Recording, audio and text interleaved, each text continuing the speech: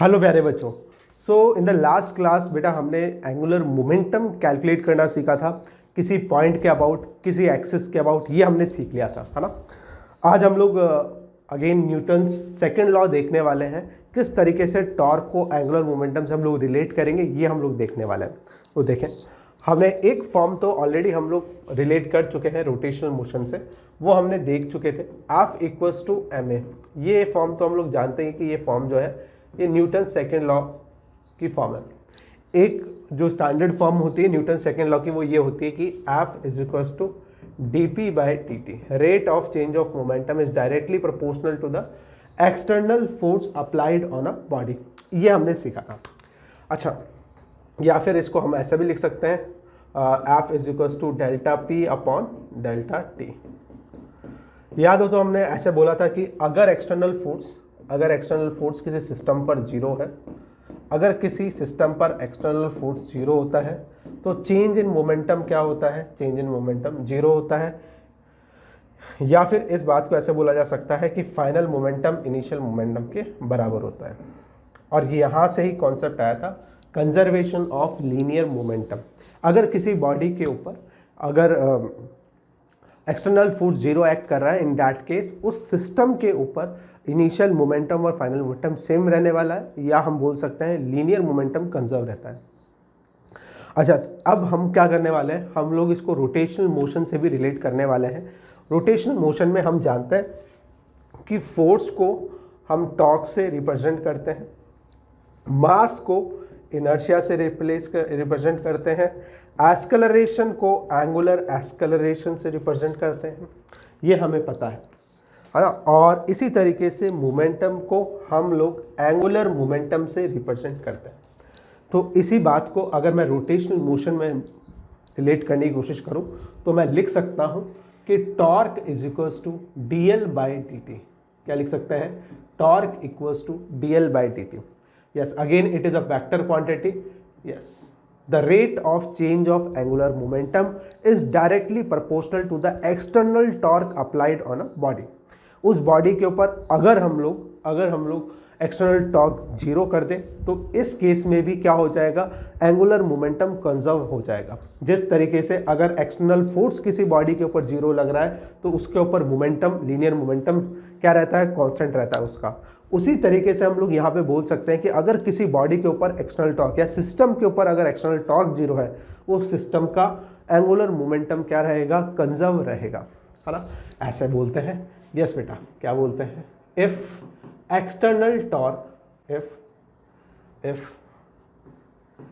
external torque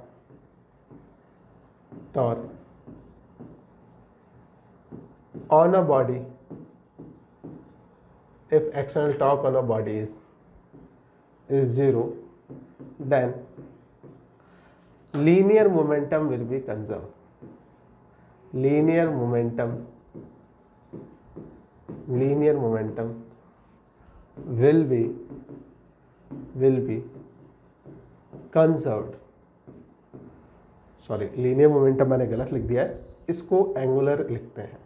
yes बेटा, angular momentum will be conserved, then angular momentum will be conserved. Yes बेटा, yes, in short ऐसा लिख देता हूँ, if external torque is zero, then angular momentum will remain constant. कुछ इस तरह की बात हम लोग कर सकते हैं। अच्छा, कुछ इलस्ट्रेशन से हम लोग इसको समझने की कोशिश करते हैं, डे टू डे लाइफ से इसको कनेक्ट करने की कोशिश करते हैं।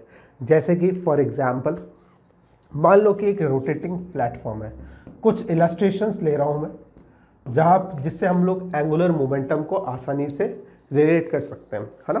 पहला एग्जांपल देखो, अगर तुमने ऐसा ऑब्जर्व किया हो, लेट्स से कि एक डाइवर बोले तो पानी के अंदर कूदने वाला, ठीक है ना। यहाँ पे एक स्विमर खड़ा हुआ है और वो यहाँ से डाइव कर रहा है ना, ये डाइव कर रहा है, यहाँ से कूदने वाला ये पानी के अंदर।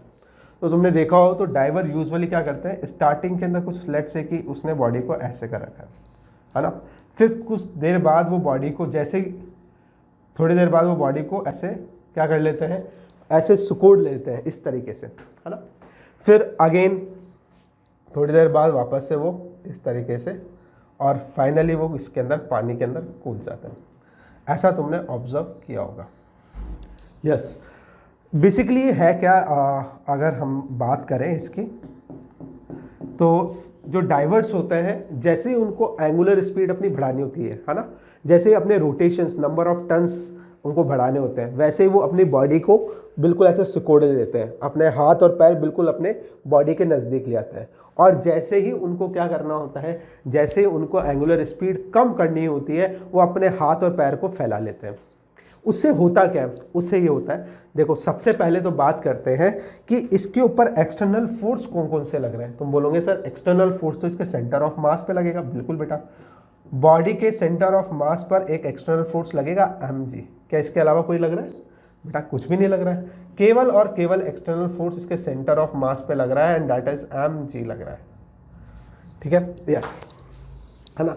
अच्छा, ये एक्सटर्नल फोर्स इसके सेंटर ऑफ मास पे लग रहा है, तो क्या ये एक्सटर्नल फोर्स कोई टॉर्क प्रोड्यूस कर रहा है? बिल्कुल नहीं कर रहा, क्योंकि ये जो पर्सन है ये किस एक्सिस के अबाउट घूमेगा। देखो वो ऐसे घूमता हुआ, अगर तुमने देखा हो तो ये इस तरीके से अपने एक्सिस के अबाउट ऐसे घूमता हुआ, यूँ करता हुआ नीचे कूदता है पानी के अंदर। तो ये जो एक्सिस है ना, एक्सिस ऑफ रोटेशन जो है वो इसके हमेशा क्या करेगी, इसके सेंटर ऑफ मास से पास करेगी। ठीक है, पर्सन यहाँ ऐसे मान सकते हो कि इस पॉइंट के अबाउट घूम रहा है, तो एक्सिस जो है वो एक्सिस ऑफ रोटेशन, जिस एक्सिस के अबाउट ये पर्सन घूम रहा होगा वो डेफिनेटली सेंटर ऑफ मास से पास होती है। यानी कि mg के कारण उस एक्सिस के अबाउट जो टॉर्क प्रोड्यूस होगा वो जीरो होगा, और टॉर्क अगर जीरो प्रोड्यूस हुआ एक्सटर्नल फोर्स के कारण, तो हम जानते हैं कि एंगुलर मोमेंटम क्या रहने वाला है, कांस्टेंट रहने वाला है। ठीक है, तो यहाँ पे इस केस के अंदर torque due to mg force कितना है, टॉर्क ड्यू टू mg है 0 न्यूटन मीटर। ठीक है, यस, ये बात तो समझ में आ रही होगी। अगर torque due to external force 0 हो गया, इसका मतलब बेटा, इसका मतलब एंगुलर मोमेंटम मेरा क्या है, एंगुलर मोमेंटम कांस्टेंट है। ठीक है, और एंगुलर मोमेंटम कांस्टेंट है, इसका मतलब क्या है कि L equals to I omega होता है। ठीक है, यस, है ना। जब मैं अपनी बॉडी को फैला लूंगा तो क्या मेरा बॉडी का इनर्शिया कम हो जाएगा? Yes, most of the particles जो है जब ये दूर होंगे, जब एक्सिस ऑफ रोटेशन से, मान लो कि मैंने बॉडी के अपने हाथ पहले ऐसे कर रखे थे, ठीक है, ऐसे समझो कि ऐसे कर रखे थे, जब ऐसे कर रखे थे उस समय मेरा क्या होगा, मेरे जो सेंटर ऑफ मास के अबाउट मेरा जो इनर्शिया होगा वो कम होगा, क्योंकि ज़्यादातर पार्टिकल्स एक्सिस ऑफ रोटेशन के नज़दीक ही है। लेकिन जैसे ही मैं अपने हाथों को खोल दूंगा और पैरों को खोल दूंगा, वैसे ही क्या हो जाएगा, वैसे ही मेरे बॉडी का इनर्शिया क्या हो जाएगा, इंक्रीज हो जाएगा, क्योंकि ज़्यादातर मास जो है वो मेरी बॉडी से या एक्सिस ऑफ रोटेशन से दूर चले गए। और अगर मास जो है वो एक्सिस ऑफ रोटेशन से दूर जाता है तो हम जानते हैं कि इनर्शिया क्या हो जाता है, इनर्शिया इंक्रीज हो जाता है। कैसे बोल पा रहे हैं, I equals to M R square तो जानते हैं। ठीक है, अगर एक्सिस ऑफ रोटेशन से डिस्टेंस बढ़ जाएगी तो इनर्शिया बढ़ जाएगा, सिंपल सी बात है। अब तो हो गया रिलेट। इसका मतलब अगर मुझे क्या करना है, मुझे अगर एंगुलर स्पीड को बढ़ाना है तो मैं इनर्शिया को कम कर लूँगा। इनर्शिया को कम कैसे करूँगा, जब ये अपनी स्पीड को बढ़ाना चाहेगा, एंगुलर स्पीड को, यानी नंबर ऑफ टर्न्स को बढ़ाना चाहेगा, उस समय ये क्या कर लेगा, अपने हाथ पैरों को सकोड़ लेगा, इस तरीके से नज़दीक ले आएगा अपनी बॉडी के पास में, तब उसकी एंगुलर स्पीड इंक्रीज हो जाएगी, एंगुलर स्पीड बढ़ जाएगी और इनर्शिया कम हो जाएगा। और जब उसको स्पीड कम करनी होगी उस समय क्या करेगा ये, उस समय ओमेगा को क्या कर लेगा, ये इनर्शिया को बढ़ा लेगा, ओमेगा कम हो जाएगा। बस यही वो बात है जो हमें समझनी है। और इसके ऊपर बेस्ड न्यूमेरिकल्स हमसे पूछे जाते हैं कि पहले एंगुलर मोमेंटम इतना था, अब बताओ अगर बॉडी का इनर्शिया इतना हो गया तो एंगुलर स्पीड कितनी हो जाएगी, ये हमसे पूछा जाता है। आई होप बात समझ में आ गई होगी बेटा। यस, तो हम इस तरीके से जब भी एंगुलर मोमेंटम कांस्टेंट होता है तो हम इस बात को ऐसे भी बोल सकते हैं, L initial equals to L final. L initial is equals to L final. Initial angular momentum equals to final angular momentum. ठीक है, यस, इस तरीके से बोल सकते हैं। आई होप बात समझ में आ गई होगी। और इनिशियल एंगुलर मोमेंटम मतलब I1 ओमेगा 1 बराबर I2 ओमेगा 2, ऐसा भी बोल सकता हूँ। ये तो एक इलस्ट्रेशन हुआ, और भी एग्जांपल्स हम लोग देखते हैं एंगुलर मोमेंटम के। जैसे कि कोई प्लेटफॉर्म है या फिर कोई स्कैटर है, तुमने देखा हो तो आइस के ऊपर गर्ल जो है वो है ना ऐसे अपनी एक्सिस के अबाउट इस तरीके से रोटेट करती रहती है। देखो मैं रिकॉल करवाता हूँ, लेट्स से कि मान लो ये प्लेटफॉर्म है और प्लेटफॉर्म के ऊपर कोई पर्सन खड़ा हुआ है, और इस प्लेटफॉर्म के ऊपर कोई पर्सन यहाँ पे खड़ा हुआ है इस तरीके से, है ना, इस तरीके से खड़ा हुआ है, ये पर्सन खड़ा हुआ है, और ये पर्सन जो है वो इस एक्सिस के अबाउट प्लेटफॉर्म घूम रहा है, प्लेटफॉर्म घूम रहा है। तो ये बेटा मान लो कि ये इस प्लेटफॉर्म के ऊपर पर्सन घूम रहा है ना, पर्सन घूम रहा है और इस एक्सिस के अबाउट ओमेगा स्पीड से घूम रहा है। इसके हाथ ले लेते हैं, हाथ बना देता है, हाथ ऐसे, इसके अभी खुले हुए हैं हाथ, ठीक है। यस, तुमने देखा हो तो स्केटिंग जो करते हैं लोग वो अपने एक्सिस के अबाउट ऐसे घूमने लग जाते हैं, है ना, और जैसे ही उनको अपनी स्पीड बढ़ानी होती है वैसे ही वो अपने हाथ को क्या करते हैं, नज़दीक ले आते हैं, उससे उनकी एंगुलर स्पीड बढ़ जाती है। यस, देखें कैसे करते हैं वो लोग। यस, ये तो हमारा डाइवर वाला एग्जाम्पल हो गया, डाइवर। ये हो गया स्केटिंग, स्केटिंग वाला एग्जाम्पल, है ना। स्केटिंग वाले एग्जाम्पल में ये एग्जाम्पल नंबर 2 हो गया। यस, देखो इसके अंदर क्या होता है, गर्ल मान लो कि कोई प्लेटफॉर्म के ऊपर या आइस के ऊपर क्या कर रही है, घूम रही है, रोटेट कर रही है। तो जैसे ही उसको अपनी स्पीड बढ़ानी होती है वैसे ही क्या होता है, यस मैं जानता हूँ angular momentum equals to I omega, है ना। सबसे पहले तो क्या इसके ऊपर एक्सटर्नल टॉर्क 0 है, वो चेक कर लेते हैं। एक गर्ल है जो क्या कर रही है, आइस के ऊपर रोटेट कर रही है अपनी एक्सिस के अबाउट, ठीक है। जब उसको स्पीड बढ़ानी होती है तो वो अपने हैंड्स को नज़दीक ले आती है, और जब स्पीड को डिक्रीज करनी होती है तो वो अपने हाथ को दूर ले जाती है, ठीक है। ऐसा तुमने बहुत सारे शोज में भी देखा होगा यार। देखो क्या हो रहा है इसके अंदर, जैसे ही सबसे पहले तो एक्सटर्नल फोर्सेस की चर्चा कर लेते हैं। इसके ऊपर एक तो इसके सेंटर ऑफ मास पर mg लग रहा होगा, और एक क्या लग रहा होगा, एक नॉर्मल लग रहा होगा, ठीक है। इस तरीके से बात हो रही होगी। अच्छा, mg और नॉर्मल इसी एक्सिस से पास हो रहे हैं क्या? यस बेटा। तो mg के कारण इस एक्सिस के अबाउट टॉर्क कितना आएगा, 0 आएगा, और इस सरफेस में जो नॉर्मल लगा है उसके कारण भी टॉर्क कितना आएगा, 0 आएगा। कहने का मतलब ये है, कहने का मतलब ये है कि इस गर्ल का एंगुलर मोमेंटम कांस्टेंट रहने वाला है, क्योंकि इसके ऊपर एक्सटर्नल टॉर्क 0 है, और जब एक्सटर्नल टॉर्क 0 होगा तो एंगुलर मोमेंटम कंजर्व रहेगा, और इनर्शिया को बढ़ाकर, अगर इनर्शिया को बढ़ाएगी गर्ल तो एंगुलर स्पीड घट जाएगी, है ना। इनर्शिया को बढ़ाएगी कैसे, बढ़ाने का तरीका है कि अपने मास को दूर ले जाओ एक्सिस ऑफ रोटेशन से। मास को दूर ले जाने का मतलब यह है कि अपनी बॉडी को फैला लो, है ना। और जब इनर्शिया को कम करना होगा तो अब एक्सिस ऑफ रोटेशन के पास ले आओ मास को, तो इनर्शिया क्या हो जाएगा, डिक्रीज हो जाएगा। ये तरीका हो सकता है। तो इस तरीके से हम लोग क्या कर सकते हैं, conservation of angular momentum use कर सकते हैं एंगुलर स्पीड को बढ़ाने में और घटाने में। आई होप बात समझ में आ गई होगी। यस बेटा, ये तो कुछ एग्जाम्पल्स हुए कंजर्वेशन ऑफ एंगुलर मोमेंटम के, और एग्जाम्पल्स हम लोग न्यूमेरिकल की हेल्प से देखेंगे। तो पहले स्टार्ट करते हैं। पहले हम लोग क्वेश्चंस देखेंगे इस फॉर्म के ऊपर, टॉर्क इक्वल्स टू dl/dt के ऊपर हम लोग पहले न्यूमेरिकल्स देखते हैं, किस तरीके से इसको अप्लाई करते हैं, ठीक है। यस, इसको स्मॉल इंस्टेंटेनियस के लिए तो इंस्टेंटेनियस टॉर्क कैलकुलेट करने के लिए हम तो dl/dt यूज़ करेंगे, और एवरेज टॉर्क कैलकुलेट करने के लिए हम लोग यूज़ करते हैं tau average is equals to delta L/डेल्टा t यूज़ कर लेंगे। दोनों form according to the requirement use करेंगे। जैसे यहाँ पर ये फॉर्म क्या देती है, पर्टिकुलर इंस्टेंट पे फोर्स देगी, और ये क्या देगी, ये एवरेज फोर्स देगी, ये एवरेज फोर्स देगी, ये एवरेज फोर्स देगी, ठीक है बेटा। यस, आगे चलते हैं, नेक्स्ट क्वेश्चन देखते हैं। यस, देखो, a constant torque is acting on a uniform circular wheel changes it's angular momentum from a0 to 4a0।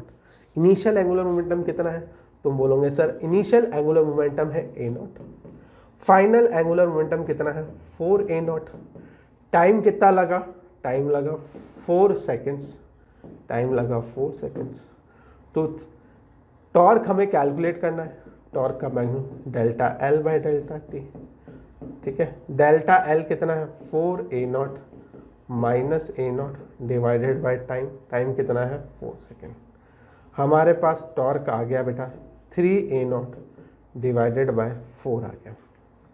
Yes, ये हमारा आंसर हो गया, ठीक है। आई होप बात समझ में आ गई होगी, ये हमारा आंसर हो गया। नेक्स्ट देखिए बेटा, नेक्स्ट एक और क्वेश्चन देखते हैं न्यूटन सेकेंड लॉ के ऊपर बेस, है ना। न्यूटन सेकेंड लॉ हम लोग टॉर्क की फॉर्म में यूज़ कर रहे हैं। देखो अगेन रोटेशनल मोशन के फॉर्म में यूज़ कर रहे हैं। The torque is applied on a ring revolving about its own axis. एक रिंग है, ठीक है, एक रिंग है, और रिंग जो है, ये रिंग इस तरीके से एक अपने सेंटर, अपनी ओन एक्सिस के अबाउट एंगुलर स्पीड ओमेगा से घूम रही है। So as to change its angular momentum by 2 joule per second in 5 second, torque required is. इसके ऊपर हमें फोर्स लगाया, डेफिनेटली हमने फोर्स लगाया इसके ऊपर। लेट्स से कि हमने कोई फोर्स लगाया, इसके ऊपर कहीं फोर्स लगा दिया, और उस जैसे ही मैं फोर्स लगाऊंगा वैसे ही इसकी एंगुलर स्पीड क्या हो जाएगी, चेंज हो जाएगी। यस, क्योंकि ये फोर्स क्या करेगा, इस बॉडी के अंदर टॉर्क प्रोड्यूस करेगा, और टॉर्क प्रोड्यूस करेगा तो हमें क्या पूछा गया है, हमसे उस टॉर्क की वैल्यू पूछी गई है कि अगर चेंज कितने का आ रहा है 2 जूल पर सेकेंड का। पहले मान लो जो चेंज इन एंगुलर मोमेंटम आया वो आया 2 जूल सेकेंड का, 2 जूल सेकेंड का। टॉर्क कितने का आया, टॉर्क आया 5 सेकेंड का। Torque is equal to delta L by delta T, 2 joule divided by 5। Torque कितना आ गया, 5 4 20, 0.4 न्यूटन मीटर आ जाएगा, ठीक है। आई होप थोड़ा सा फील हुआ होगा कि कैसे फोर्स लगाकर टॉर्क प्रोड्यूस कर रहे हैं, और टॉर्क प्रोड्यूस लगाने से इस बॉडी के एंगुलर मोमेंटम में चेंज आया, ठीक है। यस बेटा, नोट करें इसको। अब हम लोग न्यूमेरिकल देखने वाले हैं कंजर्वेशन ऑफ एंगुलर मोमेंटम के ऊपर, है ना। हमने ये देखा कि अगर एक्सटर्नल टॉर्क, अगर किसी बॉडी के ऊपर एक्सटर्नल टॉर्क 0 है, क्या 0 है, एक्सटर्नल टॉर्क 0 है, उस कंडीशन में angular momentum about an axis, जिस भी एक्सिस के अबाउट, ये ध्यान रखना, external torque about an axis, चाहो तो पूरा लिख लो, if external torque about an axis is 0, about an axis is 0, then angular momentum will be conserved about that axis only, about that axis। yes बेटा, ये बात हमें ध्यान रखनी है। तो स्टार्ट करते हैं क्वेश्चन से। यस, जिस एक्सिस के अबाउट टॉर्क 0 होगा उसी एक्सिस के अबाउट एंगुलर मोमेंटम कंजर्व करना है, ये भी ध्यान रखना बात है। तो स्टार्ट करते हैं। An ant sitting at the edge of a rotating disc, if ant reaches the other end after moving along the diameter, then omega of disc will B.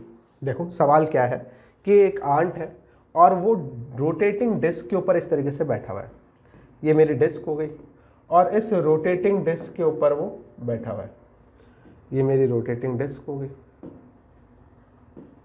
है ना।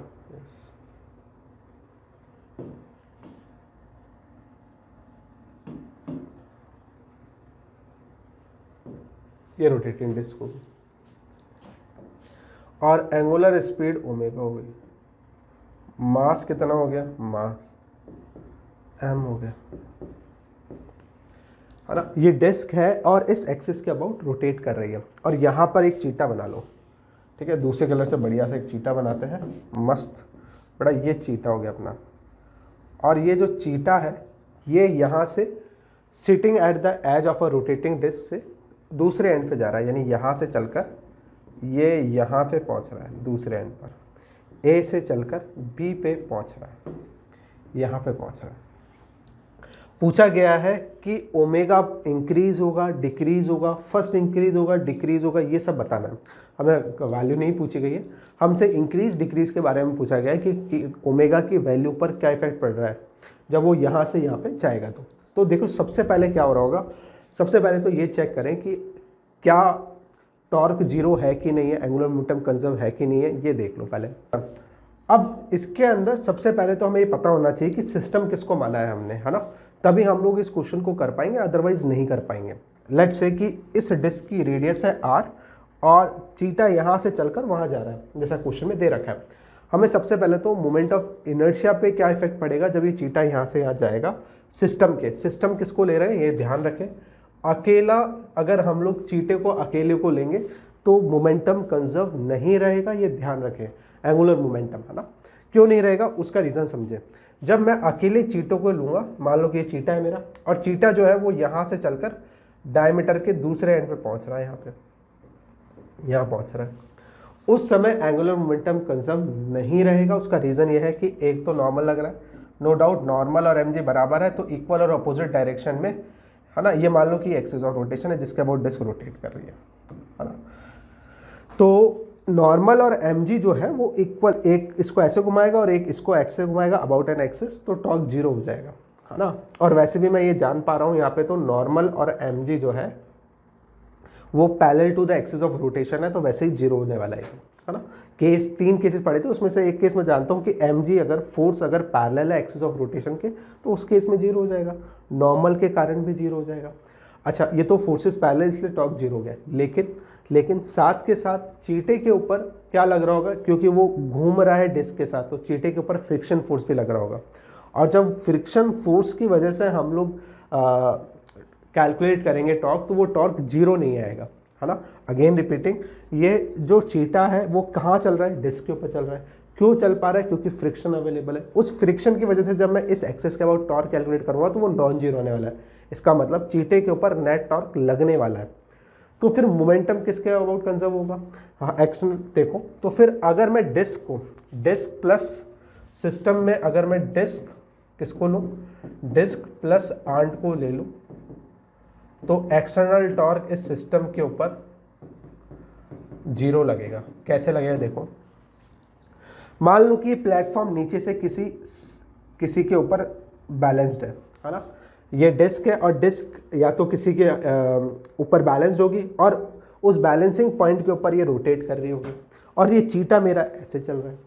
जब चीटा चलेगा तो डेफिनेटली फोर्स तो लगने वाला है, लेकिन अगर मैं इसको प्लस इसको सिस्टम मान लूँ, डिस्क प्लस चीटे को सिस्टम मान लूँ, तो फ्रिक्शन फोर्स मेरा इंटरनल फोर्स बन जाएगा।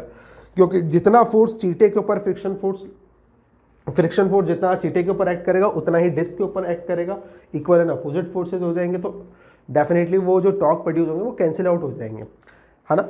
अब मैं अगर इसको सिस्टम मान लेता हूँ, उस केस में देखो क्या होगा। अगर मैंने ये सिस्टम मान लिया, अगर मैं इसको सिस्टम मान लेता हूँ, तो इस सिस्टम के ऊपर बाहर से केवल ये जिसके ऊपर ये डिस्क बैलेंस्ड है वो नॉर्मल लगाएगा इस एक्सिस के अबाउट, और वो नॉर्मल की वजह से टॉर्क कितना आएगा, क्योंकि ये normal force itself axis of rotation से पास हो रही है, इसीलिए टॉर्क जीरो आएगा। और एक्सटर्नल टॉर्क जीरो आ गया तो एंगुलर मोमेंटम ऑफ सिस्टम क्या रहने वाला है, कांस्टेंट रहने वाला है।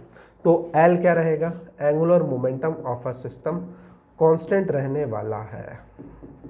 सिस्टम कांस्टेंट रहने वाला है, सिस्टम कांस्टेंट रहेगा तो I1 ओमेगा 1 बराबर क्या कर दूंगा, I2 ओमेगा 2 कर दूंगा। ठीक है, यस बेटा। अच्छा, क्या करने वाले हैं हम लोग इनर्शिया कैलकुलेट कर सकते हैं। जब पर्सन यहाँ से यहाँ जाएगा, देखो है ना, इज इक्वल्स टू कॉन्स्टेंट लिख देता हूँ। जब चीटा यहाँ से यहाँ जाएगा तब क्या हो रहा होगा, देखो डिस्क का मोमेंट ऑफ इनर्शिया तो सेम रहने वाला है, कितना रहेगा, mr²/2 रहेगा, है ना। यस, डिस्क के मोमेंट ऑफ इनर्शिया पे कोई फर्क नहीं पड़ने वाला है, लेकिन किसके मोमेंट ऑफ इनर्शिया फर्क पड़ेगा, जब चीटा यहाँ से यहाँ जाएगा, सेंटर की तरफ अप्रोच करेगा, तब इस सिस्टम का इनर्शिया क्या होगा, डिक्रीज होगा। जब चीटा यहाँ से चलकर यहाँ पहुँचेगा तब इनर्शिया डिक्रीज हो जाएगा सिस्टम का। क्यों हो जाएगा, क्योंकि मास जो है वो ज़्यादा क्लोजर पहुंच गया है, सिस्टम का मास एक्सिस के ज़्यादा क्लोज पहुंच गया, तो इनर्शिया सिस्टम का डिक्रीज हो गया। ठीक है, इनर्शिया डिक्रीज होते ही इनर्शिया डिक्रीज हो जाएगा। अब फिर क्या होगा, इनर्शिया डिक्रीज होते ही एंगुलर स्पीड इंक्रीज हो जाएगी। क्यों, मैं जानता हूं कि आई ओमेगा कांस्टेंट है। अगर मेरा आई ओमेगा कांस्टेंट है, यस कांस्टेंट है, तो आई का डिक्रीज हुआ तो ओमेगा बढ़ेगा। तो यहाँ से यहाँ तक जाने में A to C A to C तो ओमेगा क्या हुआ, इंक्रीज हुआ। जब सी से बी जाएगा तो वापस से सिस्टम का इनर्शिया डिक्रीज होगा। सी टू बी में क्या होगा, ओमेगा डिक्रीज होगा। क्यों हो रहा है, क्योंकि यहाँ से यहाँ तक तो इनर्शिया, यस इनर्शिया घटेगा, सॉरी मैंने उल्टा लिख दिया। ए टू सी तो क्या हो रहा है, ए टू सी तो इनर्शिया तो बढ़ रहा है और ओमेगा घट रहा है। देखो यहाँ से यहाँ आएगा तो चीटे का मास ज़्यादा क्लोज पहुँच गया है किसके, एक्सिस के। जब ये सी टू बी जाएगा तो चीटे का मास इससे दूर जा रहा है, इसका मतलब इनर्शिया डिक्रीज हो रहा है। सी टू बी में इनर्शिया कम हुआ तो एंगुलर स्पीड बढ़ गई। यस बेटा, यही तो बात है जो समझने की थी। इसका मतलब पहले एंगुलर स्पीड घटेगी और फिर सी से बी क्या होगी, बढ़ेगी। ये हमें पूछा गया था, है ना। और इसमें एक और बात जो हमने सीखी वो ये सीखी कि रोटेटिंग डिस्क प्लस चीटे का एंगुलर मोमेंटम कांस्टेंट था। अकेले चीटे का एंगुलर मोमेंटम कांस्टेंट नहीं था।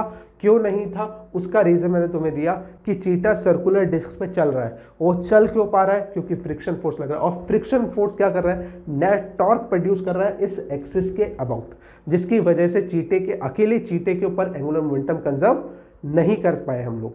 फिर हमने किसके ऊपर कंजर्व किया, डिस्क प्लस चीटे के ऊपर क्या किया हमने, एंगुलर मोमेंटम कांस्टेंट किया। आई होप बात समझ में आ गई होगी बच्चे। यस बेटा, नेक्स्ट क्वेश्चन एक और देखते हैं हम। एक और क्वेश्चन देखें, देखो बेटा, a thin circular ring of mass m and radius r is rotating about its axis with constant angular velocity omega. Two objects each of mass m are attached gently to the opposite ends of a diameter of ring. Then ring now rotates with angular velocity. Yes, ये बेटा ये disc है, देखो ये disc है, ये मेरी sorry ring है, और रिंग के कहाँ पे अटैच किए हैं, opposite ends of a diameter of ring पर क्या कर दिए गए हैं, दो मासेस अटैच कर दिए गए। देखो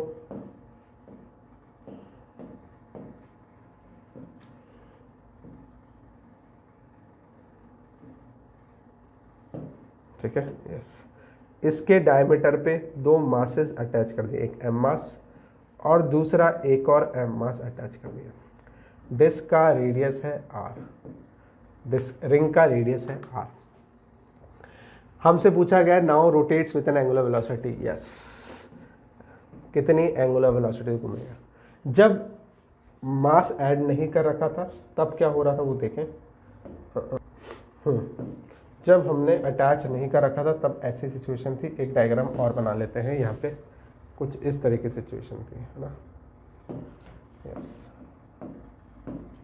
ये कुछ इस तरह की सिचुएशन थी, है ना। पहले ओमेगा 1 से घूम रहा था, फिर बाद में ओमेगा 2 से घूम रहा है। यस, देखो पहले रिंग जो है एम मास की रिंग जो है जिसका रेडियस आर था वो ओमेगा स्पीड से, ओमेगा 1 स्पीड से लेट से घूम रही थी, है ना। फिर जेंटली तुमने लिखा, देखो एक वर्ड लिखा हुआ है यहाँ पे जेंटली। जेंटली का मतलब इतना प्यार से तुमने उन मासेस को अटैच किया है कि उसके कारण, अटैच करने के कारण कोई फोर्स एक्ट नहीं करा है। अगर फोर्स एक्ट करेगा तो डेफिनेटली टॉर्क प्रोड्यूस हो जाएगा, तो फिर कंजर्वेशन ऑफ एंगुलर मोमेंटम नहीं लगा पाएंगे। तो इनको बड़े प्यार से इस रिंग के एंड्स के ऊपर रखा गया है ताकि कोई फोर्स नहीं लगे, है ना। और फोर्स नहीं लगेगा तो हम लोग क्या कर पाएंगे, एक्सटर्नल टॉर्क जीरो रहेगा। एक्सटर्नल टॉर्क जीरो रहेगा तो कंजर्वेशन ऑफ एंगुलर मोमेंटम लगा पाएंगे। तो हम लगा लेते हैं, ठीक है। यस बेटा, कोई बच्चे के दिमाग में आ रहा होगा कि सर इस बॉडी के ऊपर mg और नॉर्मल लग रहा है, तो फिर हम कैसे, नॉर्मल और mg इस एक्सिस के पैरेलल है। और मैंने तुम्हें ये पढ़ाया है कि कोई भी फोर्स अगर एक्सिस के पैरेलल होगा तो उसका टॉर्क कितना आएगा, जीरो आएगा। इसलिए इस मासेस के कारण जो नॉर्मल फोर्स और mg फोर्स लग रहे हैं वो टॉर्क जीरो प्रोड्यूस करेंगे। तो फिर कंजर्वेशन ऑफ एंगुलर मोमेंटम लग पा रहा है। यहाँ पे मैंने तुम्हें समझा दिया है कि एक्सटर्नल टॉर्क सिस्टम के ऊपर जीरो है, और एक्सटर्नल टॉर्क जीरो है तो इनिशियल एंगुलर मोमेंटम बराबर फाइनल मोमेंटम I1 ओमेगा 1 बराबर I2 ओमेगा 2। कितना है, रिंग का मास mr स्क्वायर कर दिया, एंगुलर स्पीड ओमेगा मान लेते हैं। पहले कितनी दे रखी है, ओमेगा दे रखी है। यस, ओमेगा दे दिए। बाद में दो पॉइंट मासेस ऐड करें, पॉइंट मासेस ऐड करे हैं, तो इनका इनर्शिया प्लस रिंग का इनर्शिया, टोटल इनर्शिया कितना हो जाएगा, तो I2 बराबर इन मासेस के कारण इस एक्सिस के अबाउट इनर्शिया लिखेंगे। देखो टॉर्क हमने किसके अबाउट जीरो किया, इस एक्सिस के अबाउट टॉर्क जीरो है, तो इनर्शिया भी इसी एक्सिस के अबाउट लेंगे, ये बात बहुत इंपॉर्टेंट है। तो मैंने इस मास का लिया इस एक्सिस के अबाउट, ठीक है, जीरो अबाउट, ये एक्सिस का नाम दे दो ताकि कंफ्यूजन नहीं रहे, अबाउट एक्सिस ए बी, ठीक है, यस बच्चे। तो I2 जो है मेरा कितना हो जाएगा, एक हो जाएगा capital M R square plus point mass के कारण, इसके कारण इस एक्सिस के अबाउट इनर्शिया आएगा एम आर प्लस इसके कारण भी एम आर स्क्वायर, तो M R square plus 2mr square. Yes बेटा, ये आ गया, I2 हो गया। मुझे क्या करना है, मुझे I2 का वैल्यू उसमें पुट कर लेते हैं, इधर ही रख देते हैं। देखो पुट कर रहा हूँ मैं, I1 ओमेगा 1 बराबर I2 ओमेगा 2। I1 का वैल्यू ये रहा, हमने निकाल लिया। I1 कितना है, एम आर स्क्वायर है, तो I1 हुआ M R square, angular speed हुई ओमेगा, I2 का वैल्यू कितना है, M R square plus 2mr square into omega dash. R square cancel out कर देंगे, आर स्क्वायर कॉमन निकाल कर कैंसिल हो गया, ओमेगा बराबर मेरे पास ओमेगा डैश बराबर आ गया M omega divided by M plus 2m हो गया। यस बेटा, यस, नोट करें बेटा, यस यस बेटा। नेक्स्ट क्वेश्चन देखें, नेक्स्ट एक और क्वेश्चन देखते हैं। A boy is standing on a platform which is free to rotate about an axis passing through its center. Yes, the kinetic energy of boy and platform is K. The body stretches his hands. Boy है ना, ये boy लिखा हुआ है यार, इसको सही कर लेते हैं। Boy stretches his hands, है ना, boy stretches his hands, doubles moment of inertia, find new kinetic energy। देखो यार, एक है ना प्लेटफॉर्म, इस तरीके से सवाल को समझते हैं। पहले एक प्लेटफॉर्म है और उस प्लेटफॉर्म के ऊपर एक पर्सन खड़ा हुआ है। कैसे खड़ा हुआ है, ये हमारा पर्सन हो गया, ठीक है, इस प्लेटफॉर्म पे खड़ा हुआ है, और ये हमारी एक्सिस ऑफ रोटेशन हो गई, ये हमारी एक्सिस ऑफ रोटेशन हो गई, और एंगुलर स्पीड ओमेगा से ऐसे घूम रहा है। Kinetic energy of boy and platform is के, दोनों का, इस सिस्टम का, सिस्टम में क्या क्या ले रहे हैं हम, सिस्टम में हम लोग ले रहे हैं बॉय प्लस प्लेटफॉर्म ले रहे हैं। इन दोनों का कंबाइंड जो है, कंबाइंड काइनेटिक एनर्जी जो है वो के है ना, वो हमें दे रखी है। सिस्टम की kinetic energy, initial kinetic energy के दे रखी है। हमसे क्या पूछा गया, न्यू काइनेटिक एनर्जी। जब ये पर्सन अपने हाथ को स्ट्रेच कर लेगा इस तरीके से, और मोमेंट ऑफ इनर्शिया क्या कर लेगा, doubles moment of inertia, if boy stretches his hands doubles moment of inertia, उस केस में हमें न्यू काइनेटिक एनर्जी कैलकुलेट करनी है, ठीक है। यस बेटा, अब जब ये बॉय इस तरीके से अपना हाथ को स्ट्रेच कर लेगा, जब ये हाथ को इस तरीके से खोल लेगा, उस समय सिस्टम की the moment of inertia system becomes doubles. उस समय इस पूरे सिस्टम का, बॉय प्लस प्लेटफॉर्म का मोमेंट ऑफ इनर्शिया डबल हो जाता है ना। तो काइनेटिक एनर्जी कितनी हो जाएगी, ये हमसे पूछा गया। आई होप कर ही सकते हैं। काइनेटिक एनर्जी फाइनल क्या मान लेते हैं, के डैश मान लेते हैं। अच्छा, कंजर्वेशन ऑफ एंगुलर मोमेंटम लगा सकते हैं कि जैसा मैंने पिछले वाले केस में बात करी थी कि प्लेटफॉर्म प्लस पर्सन को हम लोग अगर सिस्टम मान लेते हैं, उस केस के अंदर क्या हो जाएगा, एक्सटर्नल फोर्सेज या external torque, sorry external force नहीं, एक्सटर्नल टॉर्क जो है about that axis will be zero.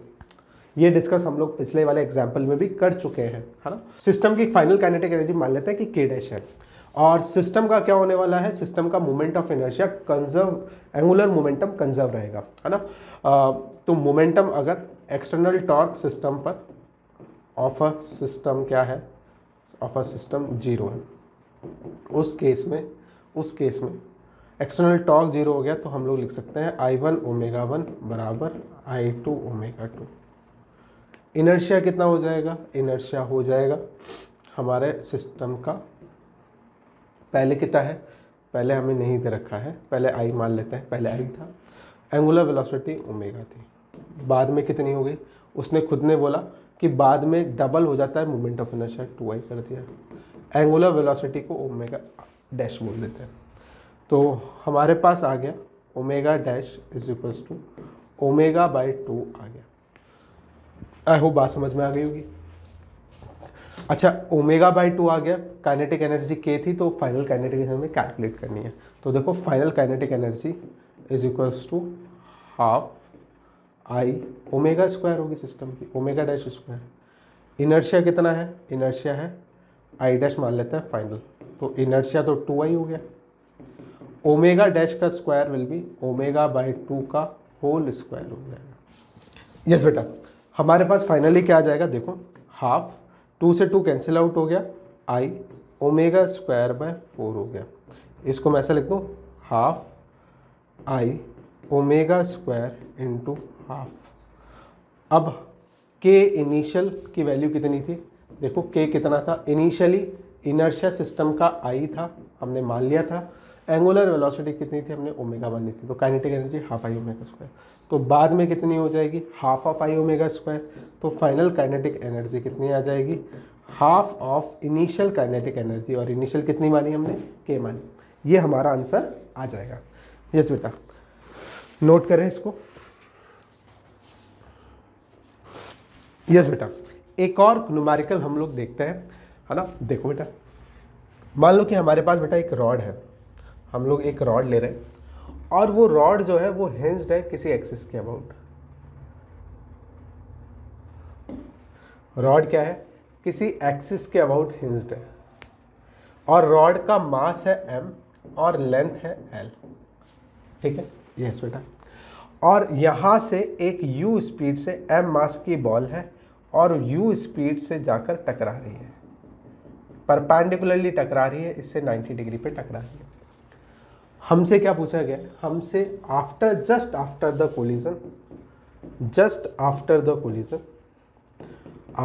Collision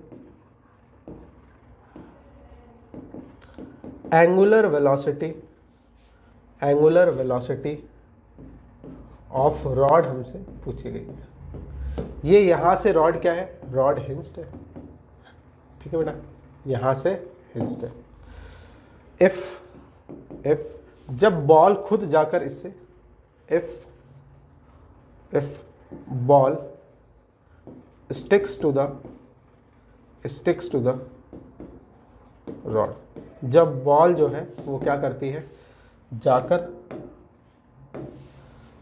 इस रॉड पे चिपक जाती है, उस कंडीशन में हमसे जस्ट आफ्टर द कोलिजन ये रॉड की जो एंगुलर वेलोसिटी होगी वो हमें कैलकुलेट करनी है। यस बेटा, यस। तो करते हैं, सवाल को स्टार्ट करते हैं बेटा। देखो कैसे करेंगे, सबसे पहले तो हो क्या रहा है सवाल में वो समझे, है ना, उसके बाद में हम लोग सवाल को मैथमेटिकली सॉल्व करेंगे। तो बॉल यहाँ से अप्रोच कर रही है, बॉल देखो यार यहाँ से अप्रोच कर रही है, बॉल जाएगी, यहाँ से हिंज्ड है, यानी कि इस एक्सिस के अबाउट ये रॉड घूम सकती है ना। तो बॉल जाएगी, जाकर स्ट्राइक करेगी, कोलिजन होगा परफेक्टली इनइलास्टिक होगा, तभी तो बॉल जाकर स्ट्राइक करके चिपक गई। तो बॉल ने कैसे फोर्स लगाया होगा, बॉल ने इसके ऊपर, रॉड के ऊपर फोर्स ऐसे लगाया होगा, ठीक है, और उतना ही फोर्स किसके ऊपर लगाया होगा, रॉड ने इसके ऊपर लगाया होगा, है ना। आ रही होगी बात समझ में। अब इस फोर्स के कारण क्या हुआ होगा, इस फोर्स के कारण इस एक्सिस के अबाउट टॉर्क प्रोड्यूस हुआ होगा। देखो टॉर्क जो है हमें चेक करना होगा, हमें वो एक्सेस फाइंड आउट करनी होगी, वो एक्सेस फाइंड आउट करनी होगी जहाँ पर एक्सटर्नल टॉर्क जो होगा वो 0 हो जाए, है ना, due to the forces acting on the system. जितने भी फोर्सेस एक्ट कर रहे हैं उन सभी के कारण एक ऐसे एक्सेस हमें आइडेंटिफाई करनी है जहाँ पे नेट टॉर्क क्या हो जाए, 0 हो जाए, ठीक है। सबसे पहला यही काम होता है हमारा इस तरह के क्वेश्चन को अप्रोच करने का। तो देखते हैं, देखो दो जगह हमें चेक करना पड़ेगा, एक तो सेंटर ऑफ मास पर और दूसरा हमें हिंज पॉइंट के ऊपर। जब भी ऐसा सवाल होगा तो यूजुअली हिंज पॉइंट के ऊपर जाकर हमें क्या करना है, कंजर्वेशन ऑफ एंगुलर मोमेंटम लगा देना है, क्योंकि वही एक ऐसा पॉइंट होगा जहाँ पर एक्सटर्नल टॉर्क जो है ड्यू टू द फोर्सेस जो होगा वो 0 होगा, ठीक है। तो देखें एक बार एक्सटर्नल टॉर्क, पहले मैं इस एक्सिस के अबाउट तुम्हें करके बताता हूँ कि कैसे इस एक्सिस के अबाउट एक्सटर्नल टॉर्क 0 है। बॉल गई जाकर टकराई तो बॉल ने रॉड के ऊपर फोर्स लगाया और रॉड ने बॉल के ऊपर फोर्स लगाया, ये तो बात समझ में आ रही होगी। साथ के साथ जैसे ही फोर्स लगेगा वैसे ही रॉड आगे मूव करने की कोशिश करेगी, और रॉड मूव करने की कोशिश करेगी तो ये हिंज भी क्या करेगा, हिंज भी फोर्स लगाएगा, बिल्कुल लगाएगा। मुझे नहीं पता किस डायरेक्शन लगाएगा, मैं मान लेता हूँ कि फोर्स ऐसे लगा होगा, कहीं लगा होगा फोर्स, हिंज फोर्स भी लगा होगा। देखो जाकर टकराएगी तो डेफिनेटली हिंज फोर्स लगेगा। ये सारा कौन से प्लेन में, हॉरिजॉन्टल प्लेन में। दिस इज, ये सारा काम हॉरिजॉन्टल प्लेन के अंदर हो रहा है, कंफ्यूज मत होना। हॉरिजॉन्टल प्लेन बोले तो इस एक्सिस के अंदर हो रहा है, ऐसे है ना, इस तरीके से। ये मेरी रॉड है, देखो अब क्या हो रहा है, यहाँ पे मुझे एंगुलर मोमेंटम कंजर्व कर सकता हूँ इस एक्सिस के अबाउट। कैसे कर सकता हूँ वो देखें। जब मैं इसके अबाउट बात कर रहा हूँ तो इस हिंज फोर्स पे, हिंज के कारण जो रॉड के ऊपर फोर्स लगा उसके कारण तो टॉर्क 0 हो जाएगा। क्यों हो जाएगा, क्योंकि ये फोर्स इटसेल्फ इस एक्सिस के अबाउट क्या हो रहा है, पास हो रहा है, इसलिए इस फोर्स के कारण, हिंज फोर्स के कारण टॉर्क 0 आएगा, है ना। इसमें तो कोई प्रॉब्लम ही नहीं होनी चाहिए। अब बची इस फोर्स के कारण बात। तो मैंने क्या बोला कि इन दोनों को सिस्टम बना लो। किसको, rod plus system, rod plus ball को क्या मान लो, सिस्टम मान लो।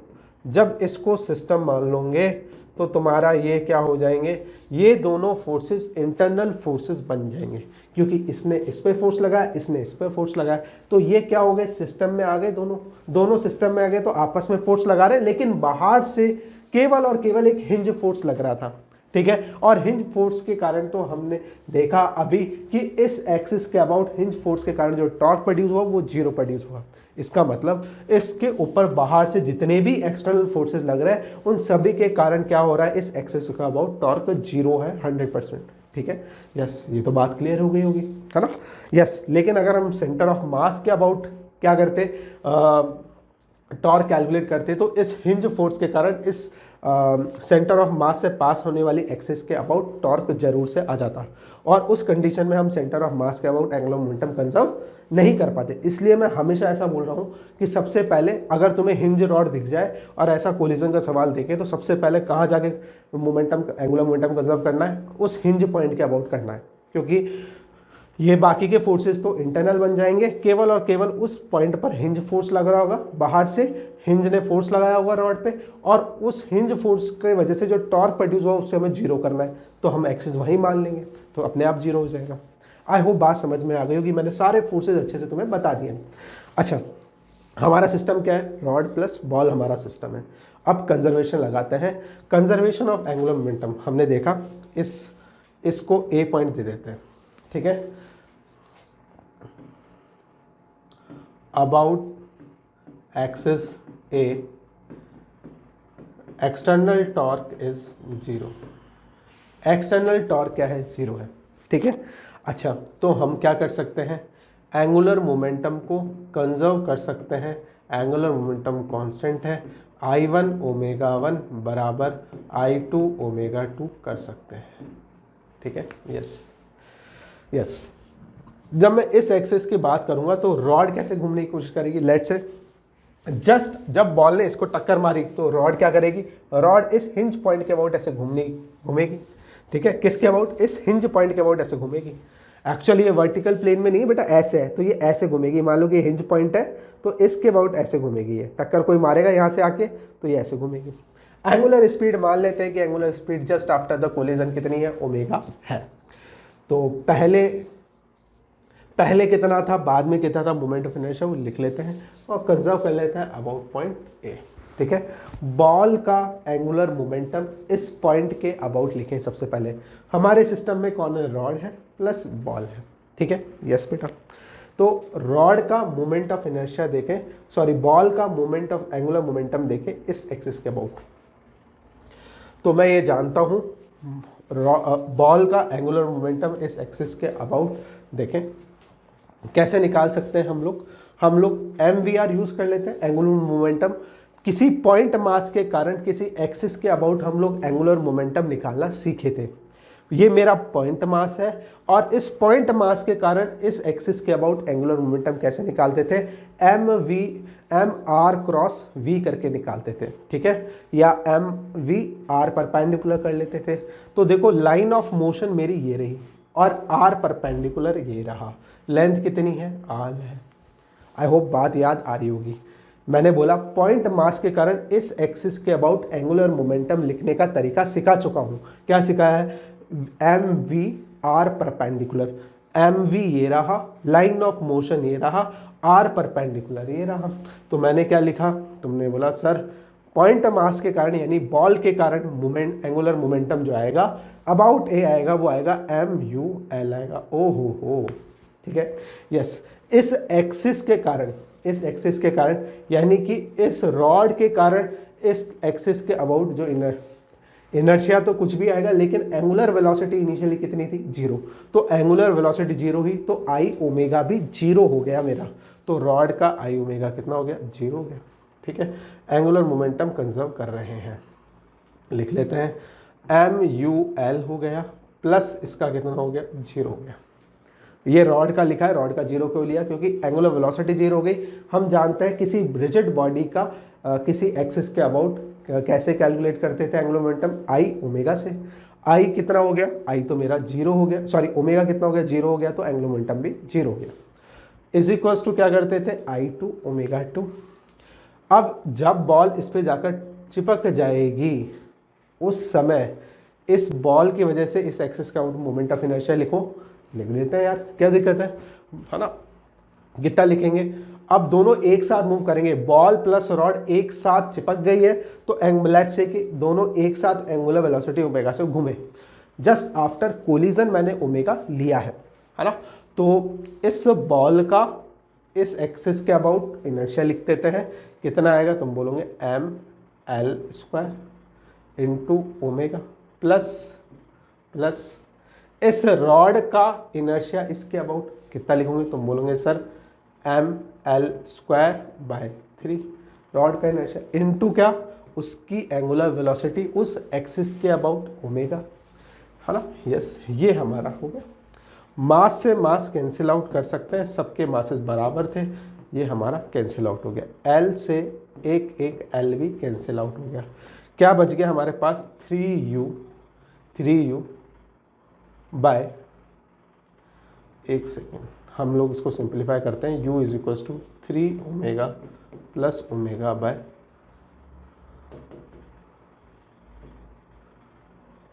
एक सेकेंड, ये हमारा हो गया एल ओमेगा प्लस ये कितना हो गया, एल ओमेगा बाय 3, तो 4l omega by 3 is equals to u।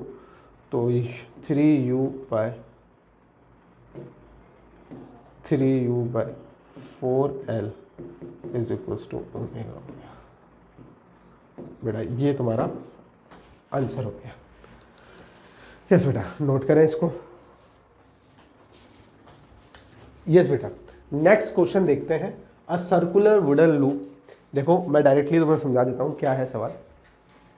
एक सर्कुलर वुडन लूप है, नहीं एक मान लो कि ये तुम्हारी रिंग मान लेते हैं कि एक रिंग है ना, लूप है, लूप का मतलब एक रिंग होगी, और रिंग दे रखी है तुम्हें r रेडियस की, और इसके ऊपर है ना एक बुलेट जाकर स्ट्राइक कर रही है, उसका मास भी m ही है, और जाकर इसके चिपक जाती है ना। अब हमसे क्या पूछा गया है, और ये जो है बुलेट की वेलोसिटी हमें v दे रखी है, strikes the loop and gets embedded into it, thickness of the loop is much smaller than r, ठीक है। यस, उसकी जो मोटाई है इस लूप की वो नेग्लिजिबल है। Angular velocity with which the system rotates just after the bullet strikes, जब ये बुलेट जाकर टकराएगी तो इसके ऊपर क्या लगाएगी, फोर्स लगाएगी तो ये घूमेगा, घूमते हुए आगे जाएगा, ठीक है। और ये सारा काम कहाँ हो रहा है, हॉरिजॉन्टल फ्रिक्शनलेस सरफेस पे हो रहा है, यानी कि ये जो है वुडन लूप ये इस हॉरिजॉन्टल सरफेस के अंदर ऐसे रखा हुआ है, ठीक है। आई होप बात समझ में आ गई होगी।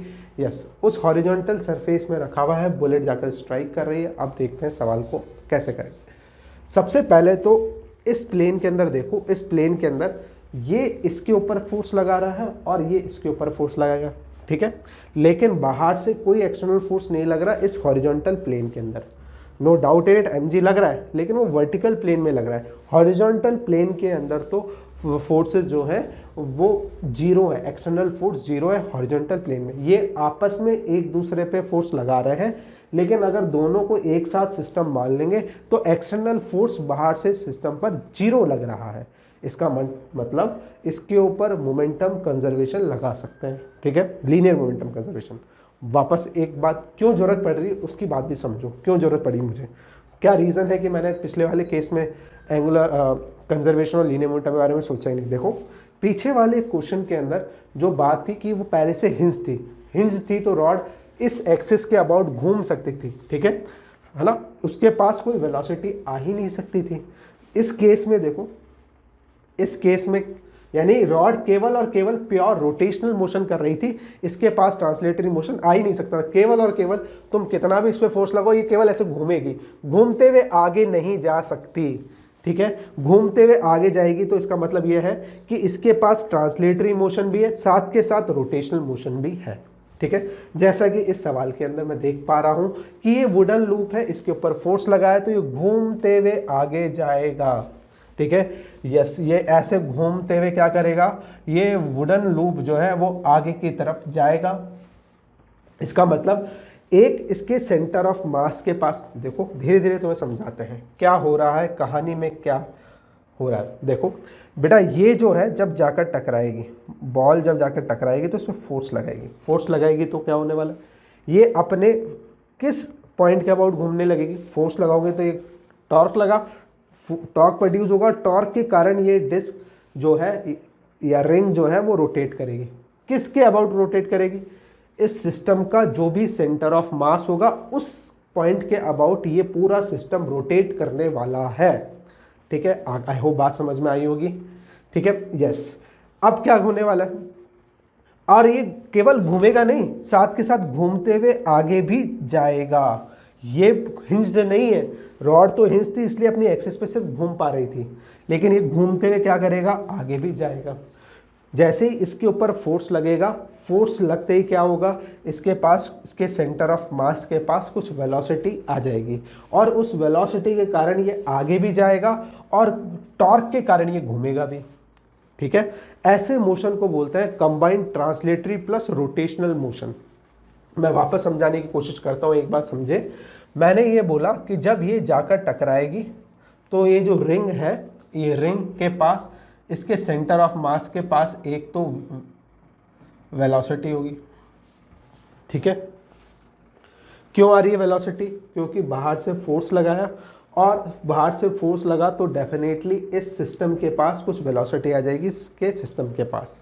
पहले क्यों नहीं हो रहा था ऐसा रॉड में, रॉड तो हिंज थी इसलिए कोई प्रॉब्लम नहीं थी, रॉड सिर्फ घूम सकती थी, आगे नहीं जा सकती थी, इसलिए हमने रॉड की एंगुलर वेलोसिटी कंसिडर करी, लेकिन कोई लीनियर वेलोसिटी कंसिडर नहीं करी।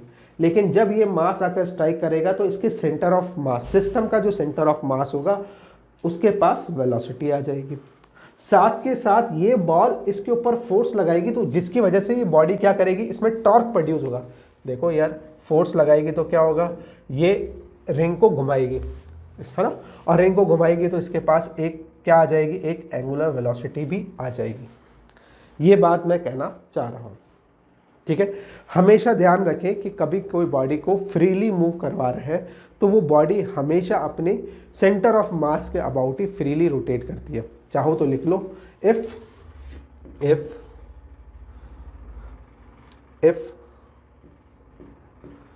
if external torque, if torque acts on a body which can freely move, then that body will always rotate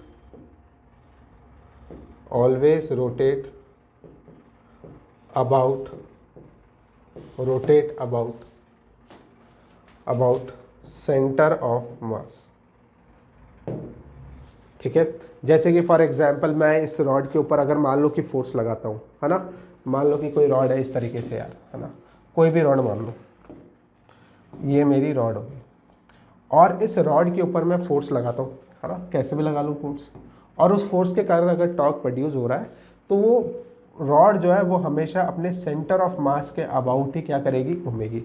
ये फोर्स जो है अगर फ्रीली रोटेट कर सकती है, यानी कहीं से हिंज्ड नहीं है रॉड, उस केस में वो बॉडी जो है वो अपने सेंटर ऑफ मास के अबाउट ही क्या करती है, रोटेट कर सकती है ना। यस, जैसे कि मैं इस पेन को हवा में फेंकूंगा तो ये पेन जो है वो अपने सेंटर ऑफ मास के अबाउट ही घूमते हुए क्या करेगा, ग्राउंड पर आएगा। तो जिस भी पॉइंट के अबाउट बॉडी घूम सकती है freely, that point is always centre of mass. अगर हिंज नहीं कर रखा तब की बात कर रहा हूँ, तब हमेशा बॉडी जो है सेंटर ऑफ मास के अबाउट ही घूमेगी और किसी पॉइंट के अबाउट नहीं घूमने वाली है। ठीक है, जैसे कि अभी मैं इस बॉडी पे फोर्स लगाऊंगा तो ये बॉडी जो है वो क्या करेगी, ये इस जैसे मैंने लोग कि मैंने फोर्स लगाया तो ये बॉडी क्या कर रही है, ये बॉडी जो है ये सिर्फ और सिर्फ क्या करेगी, अपने सेंटर ऑफ मास के अबाउट ही घूम सकती है। ठीक है, यस, ये ऐसा मैं कहना चाह रहा हूँ। ये तो बात समझ में आ गई होगी। अब इस सवाल को अप्रोच कैसे करना है, सबसे पहले तो इस सिस्टम का सेंटर ऑफ मास निकाल लेते हैं कि इस सिस्टम का सेंटर ऑफ मास कहाँ है। देखो ये एम मास की बॉडी है, इस रिंग का भी सेंटर ऑफ मास यहाँ होगा, सेंटर पे मार्क कर देता हूँ। ये मेरी रिंग हो गई, रिंग का सेंटर कहाँ है, रिंग का सेंटर ऑफ मास यहाँ पे, रिंग का सेंटर है ओ, है ना, और इस रिंग का पूरा मास इसके सेंटर पे होगा एम मास। ठीक है, इसी तरीके से ये मेरा क्या है, पॉइंट मास है, इसका पूरा मास इसके यहाँ पे होगा, आकर चिपक गई ना, इसलिए यहाँ पे हो गया। अब ये एम मास ये रहा, दूसरा एम मास ये रहा, ये एम मास किसका, रिंग का, ये एम मास किसका, इस बुलेट का, दोनों का अब कंबाइंड सिस्टम क्या हो गया मेरे लिए, एम प्लस एम हो गया। इनके बीच का सेपरेशन कितना है बेटा, तुम बोलोगे इनका बीच का सेपरेशन है आर। मुझे तो इस सिस्टम का सेंटर ऑफ मास निकालना है, क्योंकि इस सिस्टम के अबाउट ही ये क्या करेगी, ये रिंग प्लस ये बुलेट जो है वो घूमते हुए आगे जाएगी। तो इसका सेंटर ऑफ मास कहाँ आएगा, सेंटर ऑफ मास अगर दोनों मासेस बराबर हैं तो r/2 डिस्टेंस पे इसका सेंटर ऑफ मास आ जाएगा। ठीक है, यस बेटा, r/2 डिस्टेंस पे सेंटर ऑफ मास आ जाएगा, ये मेरा सेंटर ऑफ मास हो गया। आई होप बात समझ में आ गई होगी। r/2 डिस्टेंस पे सेंटर ऑफ मास आ गया, v स्वयं से ये मूव कर रहा है। ठीक है बेटा, क्लियर हो गया होगा बात। यस, अब क्या करते हैं हम लोग, पहले वेलोसिटी निकाल लेते हैं, v स्वयं निकाल लेते हैं।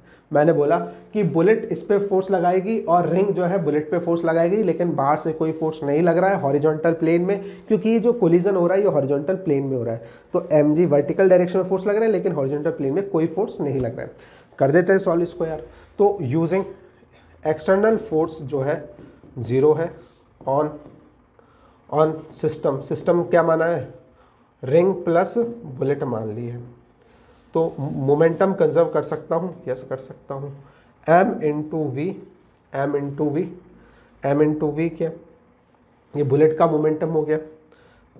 ठीक है, प्लस रिंग के पास इनिशियल कोई मोमेंटम था, नहीं था, इनिशियल मोमेंटम सिस्टम का कितना हो गया, रिंग का सॉरी बुलेट का मोमेंटम mv, रिंग का मोमेंटम 0 बराबर।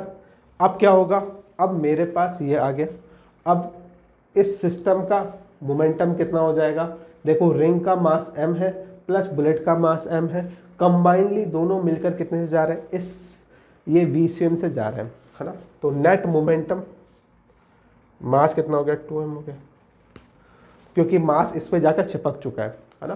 तो अब टोटल मास सिस्टम का कितना हो गया, 2m। अच्छा, ये जो वेलोसिटी आएगी v, मास इनटू वेलोसिटी, ये वेलोसिटी किसकी आती है, याद करो सिस्टम में, सिस्टम की हमेशा वेलोसिटी जो लेंगे मोमेंटम कैलकुलेट करते वक्त, वो हमेशा किस पॉइंट के लेते हैं, सेंटर ऑफ मास के लेते हैं, याद आ रहा होगा, है ना।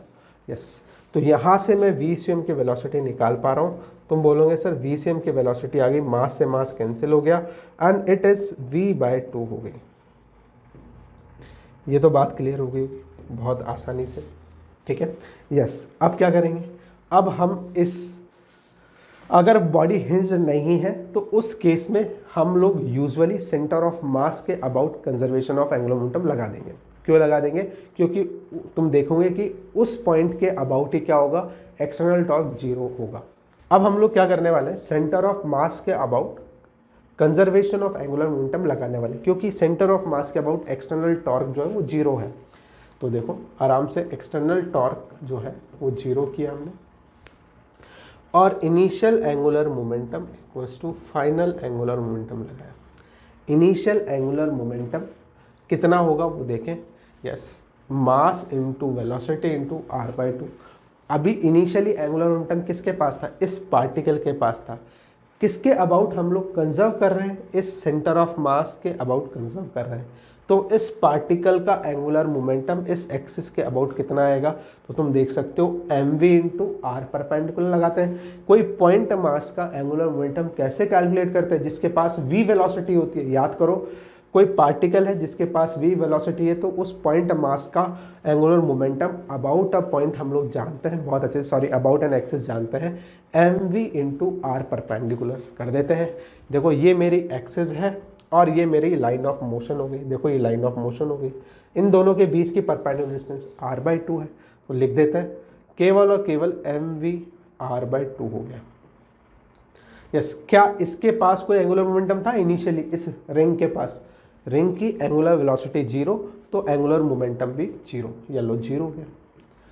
अब ये जो रिंग है प्लस बुलेट जो है, अब वो इसके पास वी स्वयं भी और ओमेगा भी है। वी स्वयं और ओमेगा होने का मतलब ये है कि ये जो रिंग प्लस बुलेट सिस्टम है ये घूमते हुए आगे जा रहा है।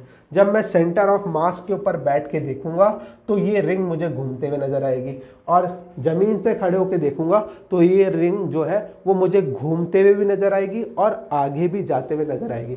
जैसे गाड़ी का टायर हुआ और उसको तुमने सरफेस पे ऐसे रोल करके छोड़ दिया तो वो घूमते हुए क्या करता है, आगे जाता है। उस मोशन को बोलते हैं combined translatory plus rotational motion. Body आगे भी जा रही है, इसका सेंटर ऑफ मास आगे भी जा रहा है, साथ के साथ ये बॉडी जो है घूमते हुए घूम भी रही है।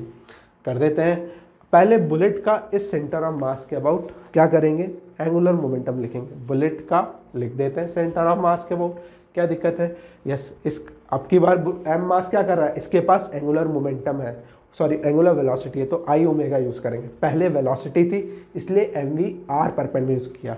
तो देखो इसका इनर्शिया सेंटर ऑफ मास के अबाउट, तुम बोलोगे sir M r/2, point mass का कितना होता है mr², तो डिस्टेंस कितनी है इस एक्सिस से, r/2 into V C, sorry omega कितनी, मतलब आई ओमेगा लिखते हैं ना, ये हो गया। साथ के साथ इसका भी लिखना है मुझे इसे क्या बोल, तो तुम बोलोगे इसका हो जाएगा mr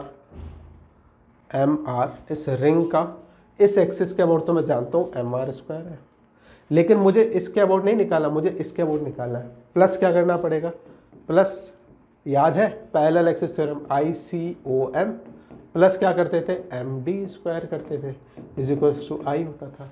तो ICOM यानी इस रिंग के सेंटर ऑफ मास के अबाउट इनर्शिया कितना होता है हम जानते हैं mr² होता है, प्लस इस एक्सिस के अबाउट निकालना है, सेंटर ऑफ मास के अबाउट निकालना है, इसके अबाउट निकालना है, कितने डिस्टेंस है, r/2 है, तो mr² प्लस mr/2 का होल स्क्वायर इंटू क्या करेंगे, ओमेगा कर देंगे।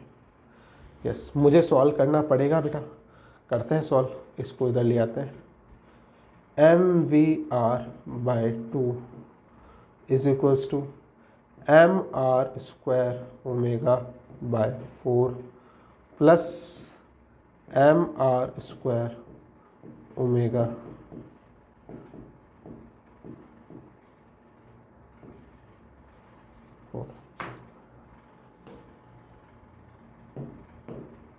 m से m कैंसिल हो गया, m से m कैंसिल हो गया, r कॉमन निकाल कर कैंसिल कर सकते हैं, r से एक r कैंसिल हो गया, r से एक r कैंसिल हो गया, r से कैंसिल हो गया, कितना आ गया, v/2 हो गया, r ओमेगा/4 हो गया, इंटू 2 कर देंगे, प्लस r ओमेगा हो गया, कितना हो जाएगा, ये हो जाएगा मेरे पास v/2, ये हो गया, ये 3r ओमेगा/2 हो जाएगा, कैंसिल आउट हो गया। ओमेगा इक्वल्स टू मेरे पास आ गया फाइनली, ओमेगा इक्वल्स टू आ गया v/3r आ गया, v/3r आ गया। यस बेटा, ये फाइनली मेरे पास आंसर आ गया। यस बेटा, नोट करें इसको। यस बच्चों, फाइनली हमने एंगुलर मोमेंटम कंजर्व करना सीख लिया, उसके ऊपर काफ़ी सारे न्यूमेरिकल्स किए। तो जाकर हम लोग एक्सरसाइज जो है एक्सरसाइज कंप्लीट कर सकते हैं। एक्सरसाइज कंप्लीट करने का मतलब है उसका सेक्शन नंबर, सेक्शन एक सेकंड ओके, सेक्शन हम लोग जी, अब हम लोग सेक्शन जी कंप्लीट कर सकते हैं, है ना। कंजर्वेशन ऑफ एंगुलर मोमेंटम वाला जो सेक्शन है वो पूरा जाकर कंप्लीट कर ले। 23 क्वेश्चंस उसके अंदर है, सारे के सारे ट्राई करें और नेक्स्ट क्लास में टेलीग्राम चैनल पे आके डाउट पूछ लें। थैंक यू वेरी मच बच्चों।